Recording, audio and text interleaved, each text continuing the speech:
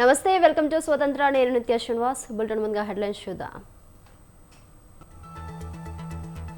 Steel plant ను ప్రైవేటీకరణ కానివ్వబోము తేల్చి చెప్పిన ఏపీ పీసీసీ చీఫ్ షర్మిల.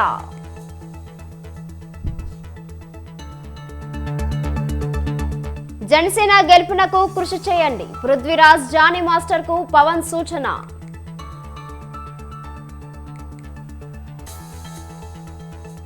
ఇవాళ కాంగ్రెస్ పార్టీ బూత్ లెవెల్ ఏజెంట్ల సమావేశం, ఖర్గే నేతృత్వంలో కీలక భేటీ.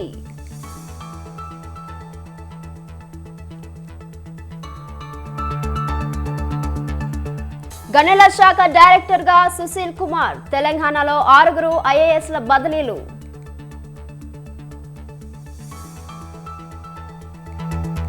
నేడు యూపీలో పర్యటించనున్న ప్రధాని, పలు అభివృద్ధి కార్యక్రమాలకు శ్రీకారం.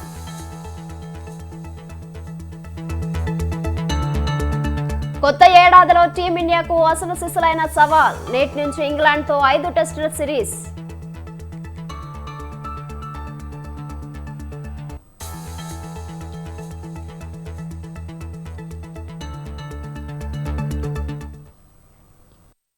రైట్, బులెటిన్లో డీటెయిల్స్ చూసుకుంటే ఈ నెల 27 నుంచి 3 రోజులు టీడీపీ అధినేత చంద్రబాబు రా కదలిరా సభలు నిర్వహించనున్నారు.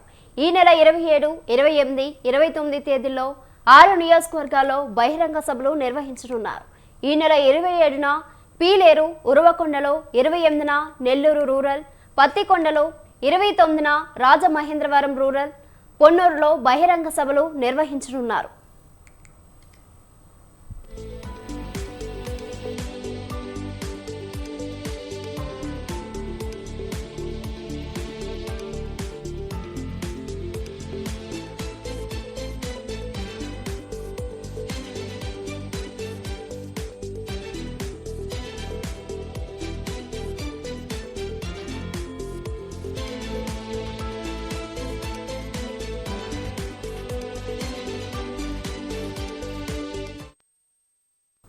రానున్న ఏపీ ఎన్నికల్లో వైసీపీ అధిష్టానం భారీ మార్పులతో ముందుకు వెళ్తున్న సంగతి తెలిసిందే.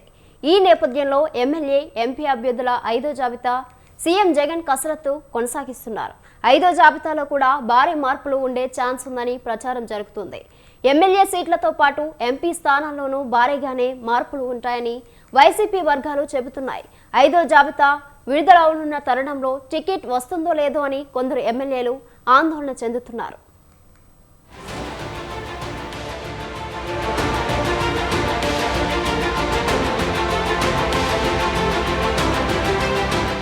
వైసీపీ ఎమ్మెల్యే, ఎంపీ అభ్యర్థుల మార్పుల జాబితాపై కసరత్తు కొనసాగుతుంది. ఇప్పటికే 4 జాబితాలు ప్రకటించి వైసీపీ 5వ జాబితాను సిద్ధం చేస్తుంది. మొదటి జాబితాలో 11 నియోజకవర్గాలు, 2వ జాబితాలో 27, 3వ జాబితాలో 21 నియోజకవర్గాల్లో మార్పులు చేశారు. ఇక 4వ జాబితాలో 9 మార్పులు చేసింది. ఇప్పటి వరకు ఎంపీ, ఎమ్మెల్యే స్థానాలు కలిపి 68 నియోజకవర్గాల్లో మార్పులు చేశారు. అందులో 58 అసెంబ్లీ స్థానాలు ఉంటే 10 పార్లమెంట్ స్థానాల్లో మార్పులు చేశారు. 5వ జాబితాలో మార్పులు కూడా ఉండే అవకాశం ఉందని చెబుతున్న ఎమ్మెల్యేలు సీఎం క్యాంప్ కార్యాలయానికి క్యూ కడుతున్నారు. Avanigadda MLA Simhadri Ramesh, Kanigiri MLA Burra Madhusudan Yadav, Kurnool MLA Hafeez Khan, Banaganapalle MLA Katasani Ramireddy, మంత్రి Kottu Satyanarayana, MLC Thota Trimurthulu, Narasaraopet MLA Gopireddy Srinivasareddy, MP Mopidevi వెంకటరమణలు సీఎం క్యాంప్ ఆఫీస్కి వచ్చి పార్టీ ముఖ్య నేతలతో భేటీ అయ్యారు.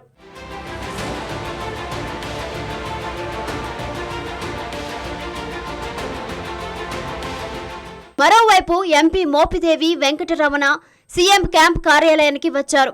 గతంలో మోపిదేవి రేపల్లె వైసీపీ ఇన్ఛార్జ్గా ఉన్నారు. అయితే ఆయన స్థానంలో కొత్తగా గణేష్ అనే అభ్యర్థికి ఇన్ఛార్జ్ బాధ్యతలు ఇచ్చింది వైసీపీ.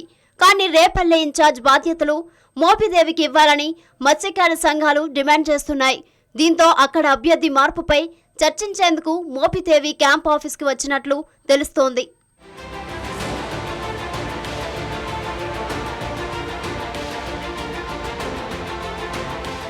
కనిగిరి సిట్టింగ్ ఎమ్మెల్యేగా ఉన్న బుర్రా మధుసూదన్ యాదవ్ ని అక్కడి నుంచి వైసీపీ అధిష్టానం తప్పించింది. కనిగిరి బాధ్యతలు నరసింహ యాదవ్ కి అప్పగించారు. దీంతో తనకు టికెట్ విషయం ఇచ్చే అంశంపై పార్టీ నేతలతో చర్చించారు ఎమ్మెల్యే బుర్రా. తాజాగా నరసరావుపేట ఎంపీ శ్రీకృష్ణ దేవరాయలు వైసీపీకి ఎంపీ పదవికి రాజీనామా చేశారు.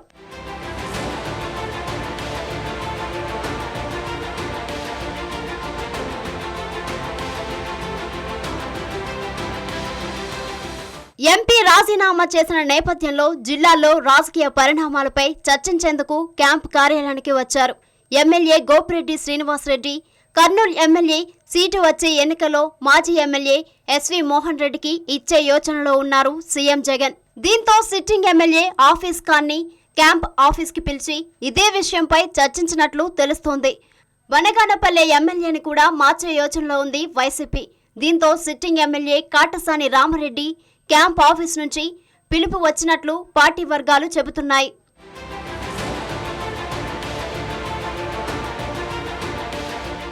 మొత్తం మీద 5వ జాబితాలో కొన్ని ఎమ్మెల్యే సీట్లతో పాటు ఎంపీ స్థానాల విషయంలో సీఎం జగన్ కీలక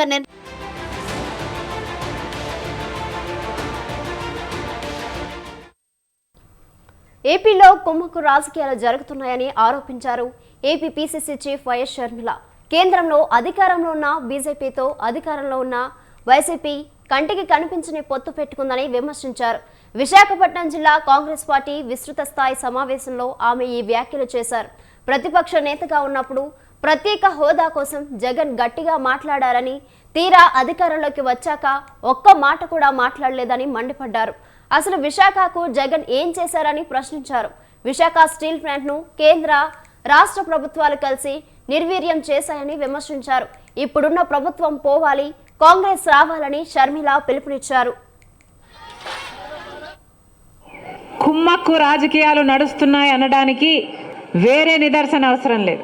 ఉన్న పార్టీలు అటు పాలకపక్షమైన ప్రతిపక్షమైన బీజేపీతో కుమ్మక్కయ్యారు అనడం అబద్ధం అవుతుందా? గత 10 సంవత్సరాలుగా చూస్తున్నాం. మొదట అధికారంలో ఉన్న టీడీపీ ప్రభుత్వం ఏమో బీజేపీ పార్టీ 10 సంవత్సరాలు స్పెషల్ స్టేటస్ ఇస్తామంటే చంద్రబాబు గారు 15 సంవత్సరాలు స్పెషల్ స్టేటస్ కావాలన్నారు. అదే బీజేపీ పార్టీతో పొత్తు పెట్టుకున్నారు. టీడీపీ ఎంపీలను మంత్రులను చేసుకున్నారు. తీరా చూస్తే స్పెషల్ స్టేటస్ కోసం కొట్లాడారా చంద్రబాబు గారు అని చూస్తే ఒక్కసారి కూడా బీజేపీని నిలదీసింది లేదు. ఒక్కసారైనా నిజమైన ఉద్యమం చేసింది లేదు. ఈరోజు 2024 ఎన్నికలకు కార్యకర్తలందరూ సిద్ధంగా ఉండాలని ఏపీ బీజేపీ చీఫ్ పురంధేశ్వరి అన్నారు. పొత్తుల విషయం పక్కన పెట్టి ప్రజల్లోకి బలంగా వెళ్లి పనిచేసేలా కార్యాచరణ రెడీ చేసుకోవాలని సూచించారు. ప్రతి గ్రామానికి వెళ్లి స్థానిక సమస్యలు తెలుసుకోవాలని బీజేపీ కార్యకర్తలకు సూచించారు. ఏపీని అగ్రస్థానంలో నిలబెట్టేందుకు కేంద్రం ఎప్పుడూ కృషి చేస్తూనే ఉందని, ఇదే అంశాన్ని ప్రజల్లోకి తీసుకువెళ్లాలని చెప్పారు. ప్రతి గ్రామానికి వెళ్లి ఒకరోజు ప్రచారం చేయాలని కోరారు. కేంద్రం సంక్షేమ పథకాలను, చేస్తున్న అభివృద్ధిని ప్రజలకు వివరించాలని చెప్పారు. ఎన్నికలు ఎంత దూరం లేదు, ఒక 2 నెలల్లో మనం ఇంచుమించుగా ఎన్నికల్ని ఎదుర్కోబోతున్నాం. ఆ సందర్భంలో సమాయత్తం అవ్వాల్సినటువంటి బాధ్యత కార్యకర్తలంగా మనందరి మీద ఉన్నది. పొత్తుల విషయం మన అగ్రనాయకత్వం ఆలోచిస్తుంది, కానీ క్షేత్రస్థాయిలో మన పార్టీని అన్ని విధాలా కూడా బలోపేతం చేయవలసినటువంటి అవసరం ఖచ్చితంగా ఉన్నది. కనుక కార్యకర్తలందరూ కూడా పొత్తుల విషయాన్ని పక్కన పెట్టి, ఆ నేపథ్యంలో కేంద్ర నాయకత్వం మనకి అనేక కార్యక్రమాలు ఇస్తున్నారు. కొన్ని కార్యక్రమాలు రాష్ట్ర భారతీయ జనతా పార్టీ తరఫున మనమందరం కూడా అనేక కార్యక్రమాలు మనం చేపడుతున్నాం. మనకి మండల ప్రవాస అనేటువంటి కార్యక్రమాన్ని మనం చేసుకున్నాం. 3 రోజుల పాటు ప్రతి నాయకుడు కూడా గ్రామాలకు వెళ్ళి, మండలాలకు వెళ్ళి, అక్కడ 2 రాత్రులు 3 పగళ్ళు నిద్ర చేస్తూ అక్కడ మన పార్టీని సంస్థాగతంగా. తెలంగాణ సీఎం రేవంత్ రెడ్డి భద్రత విషయంలో భారీ మార్పులు చోటు చేసుకుంటున్నాయి. ఆయన సెక్యూరిటీలో లీక్ రాయిలు ఉన్నారన్న సమాచారం రావడంతో ఇంటెలిజెన్స్ కీలక నిర్ణయం తీసుకుంది. దీంతో ముఖ్యమంత్రి భద్రతా సిబ్బందిని మొత్తం మార్చివేయాలని నిర్ణయించారు.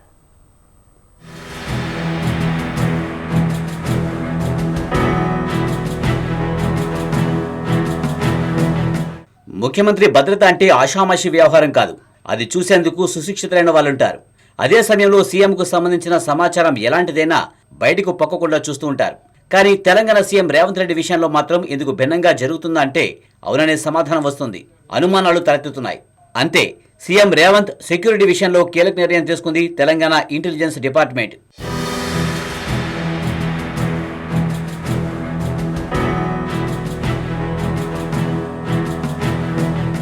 ముఖ్యమంత్రి రేవంత్ రెడ్డికి సంబంధించిన వ్యక్తిగత అధికారిక సమాచారం బయటకు పొక్కుతుందని ప్రధానంగా ప్రభుత్వం తరపున రేవంత్ తీసుకునే నిర్ణయాలు మాజీ సీఎం కేసీఆర్ వద్దకు వెళ్తున్నాయన్న ఆరోపణలు వినిపిస్తున్నాయి. దీంతో మాజీ ముఖ్యమంత్రి కేసీఆర్ వద్ద పనిచేసిన సిబ్బంది ఎవరూ రేవంత్ వద్ద ఉండవద్దని ప్రభుత్వం ఆదేశాలు జారీ చేసినట్లు తెలుస్తోంది. ఇందులో భాగంగా ఇప్పటికే సీఎం వద్ద ఉన్న పోలీస్ సెక్యూరిటీని మొత్తం మార్చేసింది.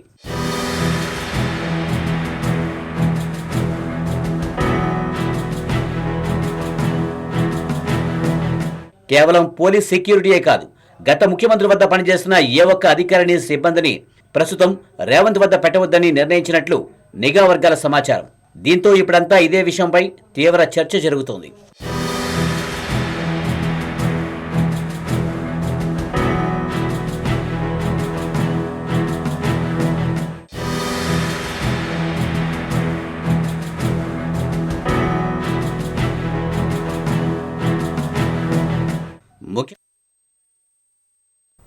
బీహార్ మాజీ సీఎం కర్పూరి ఠాకూర్కు భారతరత్న ప్రకటించడం బీసీలకు అత్యంత గౌరవం ఇచ్చినట్లుగా భావిస్తున్నామని బీజేపీ ఎంపీ లక్ష్మణ్ చెప్పారు. సామాన్య బీసీ కులంలో పుట్టిన వ్యక్తికి భారతరత్న పురస్కారం దక్కడం గొప్ప విషయమన్నారు. అవార్డు ప్రకటన తర్వాత ఆయన కుమారుడు రామ్నాథ్ ఠాకూర్ స్వయంగా ఫోన్ చేసి ధన్యవాదాలు తెలిపారని తెలిపారు. ప్రధాని మోదీ నాయకత్వంలో బీసీలను పెద్దపీట వేస్తున్నామనడానికి ఈ పురస్కారమే ప్రత్యక్ష నిదర్శనమని లక్ష్మణ్ అన్నారు. సాగుతూ రాజకీయాల్లో ఒక గొప్ప మార్పు బీహార్ లో తీసుకొచ్చి అత్యంత వెనుకబడ్డ వర్గాలకు రాజ్యాధికారం ద్వారానే తమ హక్కులు కల్పించబడతాయని చెప్పి దానికి ప్రధానంగా విద్యనే సముపార్జించుకోవడము లక్ష్యంగా వారు అనేక మంది అణచివేతకు గురైనటువంటి వర్గాలకు వారు ఒక నాయకుడిగా గొంతుకగా మారి బీహార్ లోని సమస్తిపూర్ జిల్లాలోని తౌన్రిజి కర్పూరి యొక్క గ్రామం 24 జనవరి 1924లో జన్మించినటువంటి ఈ యొక్క కర్పూరి ఠాకూర్ గారు సామాజిక అణచివేత వివక్షలకు గురైనటువంటి వర్గాలకు వారు అండగా నిలబడి వారు రామ్మోహన్ యొక్క సిద్ధాంతాలకు ఆకర్షితులై ఒక సోషలిస్టు నాయకుడిగా ఎదిగి ఏ రకంగా ఆ యొక్క ఆధిపత్య వర్గాల యొక్క అణచివేయబడ్డటువంటి అందరినీ కూడా సమీకరించి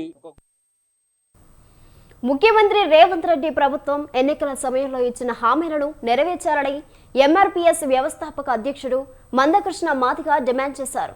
ఎస్సీ వర్గీకరణ, ఎస్సీ, ఎస్టీ, బీసీల రిజర్వేషన్లు పెంచే వరకు ఉద్యోగ నియామకాలు ప్రక్రియను నిలిపివేయాలన్నారు. చట్టసభల్లో మాదిగల ప్రాతినిధ్యం తగ్గేలా కాంగ్రెస్ కుట్ర చేస్తుందని ఆరోపించారు. ప్రైవేట్ విద్యా సంస్థలు, ప్రైవేట్ కంపెనీలో కూడా రిజర్వేషన్లు అమలు చేస్తూ కేబినెట్ నిర్ణయం తీసుకోవాలని మందకృష్ణ మాదిగ సూచించారు.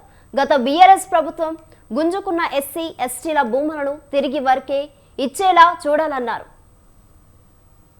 ఒక్కడే శ్రీనివాస్ రెడ్డి ఒక్కడే మంచోడు సమర్థుడు, మహేందర్ రెడ్డి ఒక్కడే మంచోడు సమర్థుడు, అడ్వకేట్ జనరల్ ఒక్కడే మంచోడు సమర్థుడు అంటే ఇక అక్కడ ఈ వర్గాలకు సంబంధించిన ఎవరు మంచోళ్ళు సమర్థులు లేరట. ఏం సర్టిఫికేట్ ఇస్తున్నాయి కొన్ని పత్రికలు అంటే వాళ్ళకు నియమించుకునే ముందు వాళ్ళు గొప్పోళ్ళని సమాజం ముందు చెప్పడం కోసం ప్రయత్నం జరుగుతుంది. నేను ఎవరికి వ్యతిరేకం కాదు, వ్యక్తిగతంగా మహేందర్ రెడ్డి గారు అంటే గౌరవమేనా, శ్రీనివాసరెడ్డి గారు అంటే అభిమానమేనా, అది వేరే విషయం. కానీ చూసే కోణం సామాజిక వర్గాల సమతుల్యత దెబ్బతింటుందని మేము స్పష్టం చేస్తున్నాం. వాస్తవం కాదనేది గుర్తుంచుకోవాలి. ఈ సంఖ్యను ఇంకా పెరగకుండా చూసుకోవాల్సిన బాధ్యత దొరల రాజ్యం పోయి పటేళ్ల రాజ్యం వచ్చినట్టుగా తయారు కావద్దని మాత్రం మేము విజ్ఞప్తి చేస్తున్నాం, మేము కోరుతున్నాం. ఇకపోతే వికలాంగులు, వృద్ధులు, వితంతుల పెన్షన్లను పెంచుతామన్న దానికి అనుగుణంగానే డిసెంబర్ నుంచి అది వర్తింపజేయాలి. డిసెంబర్ రాష్ట్రంలో సహకార రంగాన్ని జగన్ ప్రభుత్వం నిర్వీర్యం చేస్తుందని టీడీపీ ఎమ్మెల్యే గోరంట్ల బుచ్చయ్య చౌదరి అన్నారు. ముఖ్యమంత్రి జగన్మోహన్ రెడ్డి ధనదాహానికి సహకార రంగం బలైపోయిందని ఆరోపించారు.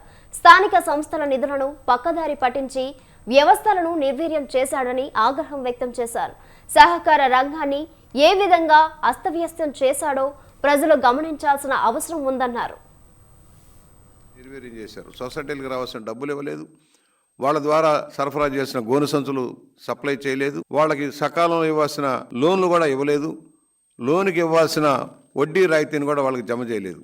ఆ విధంగా సహకార రంగాన్ని నిర్వీర్యం చేసి ఎవరైతే నామినేటెడ్ పోస్టులు కల్పించి తన పార్టీ తాబేదారులకి కట్టబెట్టాడో కప్పం కట్టాడో వాళ్ళందరూ ఏ విధంగా దాచుకోవాలన్న ప్రయత్నంలో పడ్డారు. ఇవాళ గోడౌన్ల ముసుగులో దోపిడీ, రంగులు, ఈ రంగుల పెచ్చగాడికి ఈ సొసైటీ డబ్బులే అడ్డంగా కనపడ్డాయి. ఆ డబ్బులతోటి ఎక్కడికక్కడ రంగులు పెట్టి ఈ ముఖ్యమంత్రి సహకార వ్యవస్థని నిర్వీర్యం చేశాడు. పర్సన్ ఇన్ఛార్జి కమిటీలతోటే నడిపేస్తా ఉన్నాడు. అసలు ఎన్నికలు ఎందుకు పెట్టడం లేదు? సహకార రంగంలో ఎన్నికలు పెడితే నడుము విరిగిపోతుంది, తన పార్టీ వాళ్ళకి నామినేటెడ్ పోస్టులు ఇవ్వలేము, పబ్బం గడుపుకోవడానికి అవకాశం ఉండదన్న దీంతో ఇవాళ సహకార రంగానికి నామినేట్ చేస్తున్నాడు. ఆయనతోటి పాటు ఆయన తాబేదారులు, ఎమ్మెల్యేలు, మంత్రులు బెదిరిస్తూ ఉన్నారు. సొసైటీ డబ్బులు గొడవనికి తీసుకెళ్తారు. ఎన్టీఆర్ జిల్లాలో 7 అసెంబ్లీ నియోజకవర్గాల్లో టీడీపీని గెలిపించి చంద్రబాబుకు బహుమతిగా అందజేస్తామని టీడీపీ నేత కేశినేని చిన్ని అన్నారు. టీడీపీని 60% ఖాళీ చేయిస్తానని కేశినేని నాని చేసిన వ్యాఖ్యలను కేశినేని చిన్ని ఖండించారు. ఇప్పటికే వైసీపీ 90% ఖాళీ అయిందని ఎద్దేవా చేశారు. పలు నియోజకవర్గాల్లో ఇన్ఛార్జీలు కూడా తమతో టచ్లో ఉన్నారని కేశినేని చిన్ని తెలిపారు. మేమందరం కలిసికట్టుగా ఉంటాం. మా కుటుంబంలో ఒక వ్యక్తి వెళ్ళిపోయినంత మాత్రానికి ఒరిగేదేమీ లేదు. మా తెలుగుదేశం కుటుంబ కార్యకర్తలు కానీ నాయకులు కానీ ఎవరూ వెళ్ళలేదంటే మా తెలుగుదేశం కుటుంబం యొక్క స్ట్రెంత్. అంతేకాకుండా మీరు చూస్తున్నారు ఎంతోమంది ఎమ్మెల్యేలు, ఎంపీలు ఇక్కడ మాకు ఎన్టీఆర్ జిల్లాలోనే మా పార్టీలోకి వచ్చేద్దామని చూస్తున్నారు. కాబట్టి వైసీపీ ఎన్టీఆర్ జిల్లాలో ఖాళీ అవ్వబోతుంది. ఏదో 2-3 వ్యక్తులు వెళ్ళినందువలన మా తెలుగుదేశం కుటుంబం చెక్క చెదరదు. అందరం కలిసికట్టుగా చంద్రబాబు నాయుడు గారిని గెలిపించుకుంటాం. 7 నియోజకవర్గాల్లోనూ ఈ తెలుగుదేశం అభ్యర్థులను గెలిపించుకుంటాం. మా కుటుంబ సభ్యులు కూడా అందరూ మొన్న సారీ చెప్పారు చంద్రబాబు గారికి వెళ్ళి, మా కుటుంబంలో చిన్న అపశృతి జరిగింది సార్, మా కుటుంబం అంతా మీ వల్ల ఇట్లా ఉన్నాం, ఇంకొకసారి ఇటువంటి జరగవు. తెలుగుదేశం మేమందరం కలిసికట్టుగా ఉంటాం. మా కుటుంబంలో ఒక వ్యక్తి వెళ్ళిపోయి రాష్ట్రంలో మహిళల ఆర్థిక అభివృద్ధికి పాటుపడుతున్న జగన్ను మరోసారి సీఎంగా గెలిపించాలని పిలుపునిచ్చారు మంత్రి విశ్వరూప్. కోనసీమ జిల్లా అమలాపురంలో వైఎస్ఆర్ ఆసరా పథకం 4వ విడత నిధులను ఆయన విడుదల చేశారు. జిల్లా వ్యాప్తంగా 25,938 మంది లబ్ధిదారులకు ఆసరా పథకం నిధులను విడుదల చేశారు. గత ఎన్నికలకు ముందు ఇచ్చిన హామీలను సీఎం జగన్మోహన్ రెడ్డి నెరవేర్చారని చెప్పారు. రాష్ట్రంలో అన్ని పార్టీలు కలిసి అపవిత్ర పొత్తుతో రానున్నారని, వారందరినీ ఓడించి సీఎంగా మళ్లీ జగన్మోహన్ రెడ్డిని గెలిపించుకోవాలని విశ్వరూప్ ఆకాంక్షించారు. వ్యవస్థ మీరందరూ కూడా ఎంత ఇబ్బంది పడేవారో పిల్లల్ని పంపించాలంటే, ఈవేళ మీ పిల్లల్ని ఉన్నత చదువు చదివించుకోవచ్చు. ఇంజనీరింగ్ చదువుకోవాలంటే ఫీజు రియంబర్స్మెంట్, అదేవిధంగా డిగ్రీ చదువుకుంటే ఫీజు లేదు. ఆ విధంగా ఉచితంగా మీ పిల్లల్ని ఇంజనీర్లు గాను డాక్టర్లు గాను తీర్చిస్తున్నారు. ఇవాళ మన పిల్లలందరూ కూడా ఇవాళ హైదరాబాద్ లో సాఫ్ట్వేర్ ఉద్యోగం చేసుకుంటున్నారు. దాని ప్రధాన కారణం జగన్మోహన్ రెడ్డి గారు. జగన్మోహన్ రెడ్డి గారు మంచి చేసుంటే, మీ కుటుంబానికి జగన్మోహన్ రెడ్డి గారు వాళ్ళ మేలు జరుగుంటే నాకు నా ప్రభుత్వం. జగన్ గెలుపు కోసం చేసిన కుట్రలో కోడికత్తి శ్రీనివాసరావు పావుగా మారాడని టీడీపీ సీనియర్ నేత వర్ల రామయ్య అన్నారు. జగన్ సీఎం కావాలని కోరుకున్న శ్రీనివాసరావు 5 ఏళ్లుగా జైలులో ఉన్నాడని చెప్పారు. కోర్టులో సాక్ష్యం చెబితే కుట్ర తెలుస్తుందని జగన్ ఖాయమని, అందుకే కోర్టుకు వచ్చి జగన్ సాక్ష్యం చెప్పట్లేదన్నారు. శ్రీనివాసరావుకు న్యాయం జరిగే వరకు టీడీపీ అండగా ఉంటుందని వర్ల రామయ్య స్పష్టం చేశారు. వీళ్ళని అరెస్ట్ చేస్తామంటే భయపడి పరిగెత్తింది నిజం కాదా? పైగా జడ్జి గారు సుప్రీంకోర్టు జడ్జికి లేఖ రాసినారు. ఇదంతా జరిగిందంతా ఆ రోజునే. ఆయనే వదల్లా ఈ వెధవల్ని. వెధవలు కాదు, పెద్ద మనుషులు. వెధవలు అంటున్నాను నేను మాటికి. ఈ పెద్ద మనుషుల్ని వదలలేదు ఆయన. జడ్జి గారు సుప్రీంకోర్టుకు తెలియజేశారు, 2 వెధవలు ఆబ్లిక్ పెద్ద మనుషులు, ఒకడు రాజ్యసభ మెంబర్, ఇంకొకడు టీటీడీ ఈవో, వీళ్ళిద్దరూ వచ్చి నాకు 2 కోట్ల ఖరీదయ్యే వజ్రాలు పొదిగిన బంగారపు వాచ్ ఇవ్వటానికి ప్రయత్నం చేశారు. నేను తిప్పి కొట్టి వాళ్ళ మొహాన్ని కొట్టి గెట్అవుట్ అని కేకలేశాను. ఇది తగు చర్య నిమిత్తం మీకు తెలియజేస్తున్నానని సుప్రీంకోర్టుకి లేఖ ద్వారా తెలియజేశారు. నేను అడుగుతున్న ఏమిటి సార్ జగన్మోహన్ రెడ్డి గారు 2020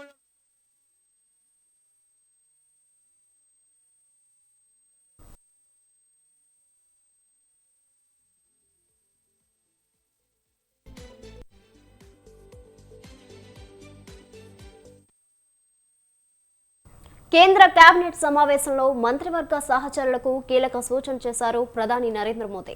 ఇటీవలే ప్రారంభమైన అయోధ్య రామ మందిరాన్ని సందర్శించాలనుకునే వాళ్ళు ప్రస్తుతం అలాంటి ఆలోచన విరమించుకోవాలని సూచించారు. భక్తుల రద్దీ ఇప్పుడు ఎక్కువగా ఉందని మార్చిలో సందర్శనకు ప్లాన్ చేసుకోవాలంటూ సూచించారు ప్రధాని.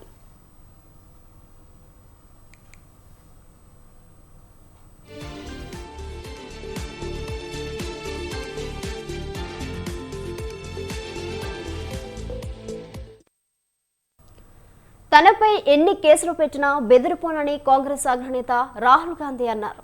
తాను కేసులకు బెదిరిపోనని, మరిన్ని ఎఫ్ఐఆర్లు నమోదు చేసుకోవాలని అస్సాం పోలీసులకు సవాల్ విసిరారు. అస్సాం సీఎం హిమంత బిశ్వ శర్మ దేశంలోనే అత్యంత అవినీతి సీఎం అని విమర్శించారు. భారత్ జోడో న్యాయయాత్రలో భాగంగా అస్సాం సీఎం హిమంత బిశ్వ శర్మపై రాహుల్ విమర్శలు గుప్పించారు. దేశంలోని అత్యంత అవినీతి ముఖ్యమంత్రి హిమంత బిశ్వ శర్మ అని ఆరోపించారు. అస్సాంలో భయం, ద్వేషాన్ని ఆయన వ్యాప్తింపజేస్తున్నారని మండిపడ్డారు. తాను బీజేపీకి, ఆర్ఎస్ఎస్కి భయపడనని రాహుల్ గాంధీ స్పష్టం చేశారు. HBS जिसको कहते हैं, उसका कंट्रोलर दिल्ली में बैठा है और वो देश का सबसे बड़ा चीफ मिनिस्टर है. अब पता नहीं कहां से इसके दिमाग में आइडिया आ गया कि वो राहुल गांधी को डरा सकता. जितने केस लगाने मेरे ऊपर लगा दो, कोई फर्क नहीं पड़ता मुझे. मैं नहीं डरता. తృణమూల్ కాంగ్రెస్ అధినేత్రి, పశ్చిమ బెంగాల్ ముఖ్యమంత్రి మమతా బెనర్జీ ఇండియా కూటమికి కటిఫ్ చెప్పారు. రానున్న లోక్సభ ఎన్నికల్లో పశ్చిమ బెంగాల్లో ఒంటరిగానే మొత్తం 42 స్థానాలకు పోటీ చేయనున్నట్లు ప్రకటించారు. తమ తృణమూల్ కాంగ్రెస్ పార్టీ ఒంటరిగానే బీజేపీని చిత్తు చేయగలదని మమతా బెనర్జీ స్పష్టం చేశారు. కూటమిలో కమ్యూనిస్టు పార్టీల ఉనికి పట్ల మొదటి నుంచి వ్యతిరేకతతో ఉన్న మమతా బెనర్జీ గతంలో కాంగ్రెస్ కు కేవలం 2 సీట్లు ఇస్తామని ప్రకటించారు. ఇండియా కూటమి సమావేశాలను పెద్దగా పట్టించుకోలేదు. కాంగ్రెస్ తో చర్చించే ప్రసక్తి లేదని మమతా స్పష్టం చేశారు.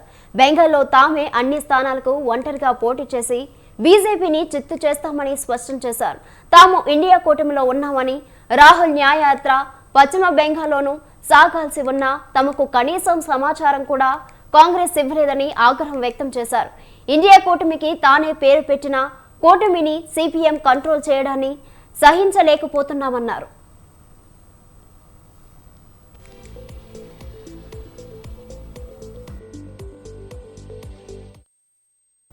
న్యాన్వాపి మసీదు ప్రాంగణంలో ఆర్కియలాజికల్ సర్వే ఆఫ్ ఇండియా నిర్వహించిన సర్వే నివేదికపై వారణాసి కోర్టు కీలక నిర్ణయం ప్రకటించింది. ఆ నివేదిక కాపీలను హిందూ, ముస్లిం పక్షాలకు అందజేయాలని ఆదేశించింది. కాశీ విశ్వనాథ మందిరం పక్కనే ఉన్న న్యాన్వాపి మసీద్ గతంలోనూ హిందూ దేవాలయాన్ని కూల్చి 17వ శతాబ్దిలో మసీదుగా కట్టారా లేదా అన్నది నిర్ధారించుకునేందుకు 2 పక్షాలకు అందజేయాలని వారణాసి జిల్లా కోర్టు ఆదేశించింది.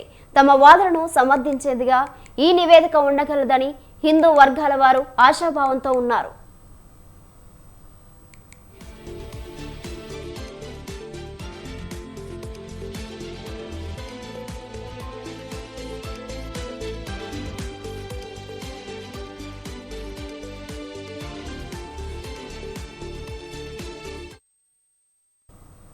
హైదరాబాద్లోని ఉప్పల్ స్టేడియం వేదికగా భారత్, ఇంగ్లాండ్ జట్ల మధ్య 5 టెస్ట్ మ్యాచ్ల సిరీస్లు ప్రారంభం కానుంది.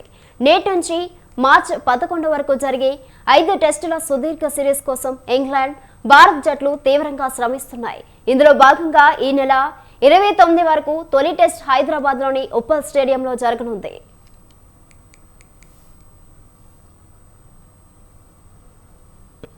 Siraj in the last couple of years has come up through the ranks. He's proved himself in various conditions for us, performed really, really well. And yeah, he's taken his game to another level for sure. And Ashwin, obviously we know his class, we know his quality. He puts the team, ahead, and he's shown it he's shown it for a number of years now. So yeah, I hope this series is no different for him. He comes out and does what he does the best. So hopefully, he can do the job for us how he's done it in the previous tournaments. Important player for us. Siraj in the last couple of years has come up through the ranks. He's proved. ఇవి bulletin details. Keep watching స్వతంత్ర.